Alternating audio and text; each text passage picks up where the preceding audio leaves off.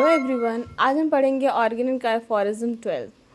इस एफोरिज्म में मेनली हमें बताया गया है कि वाइटल फोर्स क्या होती है। ये आपको ऑलरेडी एक्सप्लेन है बहुत अच्छे से एफोरिज्म 9 में।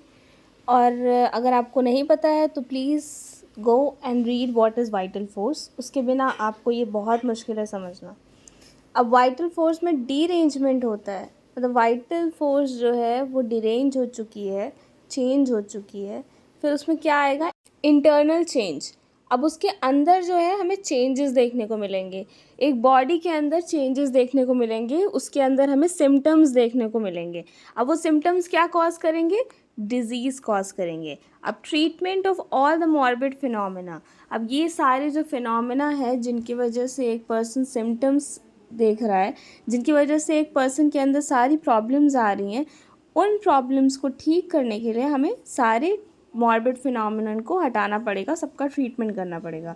अब जैसे उसका ट्रीटमेंट हो जाएगा फिर restoration of the integrity of the vital force हो जाएगा, मतलब वाइटल फोर्स जो है वो वापस से रिस्टोर हो जाएगी, एक हेल्दी इंडिविजुअल वापस से बन जाएगा। अब हम पढ़ते हैं कि बुक में एफोरिज्म 12 क्या कैसे दिया हुआ है। It is the morbidly affected vital force alone that produces disease, so that the morbid phenomena मतलब abnormal phenomena, perceptible to our senses, express at the same time all the internal change, that is to say, the whole morbid derangement of the internal dynamics. In a word, they reveal the whole disease.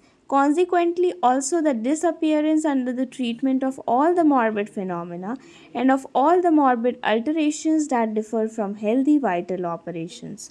Certainly, affects and necessarily implies the restoration of the integrity of the vital force and therefore recovered health of the whole organism. अब जैसा कि हमने पुराने aphorism में, इस aphorism में पूरा पढ़ा था इससे पहले, सेम वही है, बस एक्सप्लोर्ड फॉर्म में है। Thank you.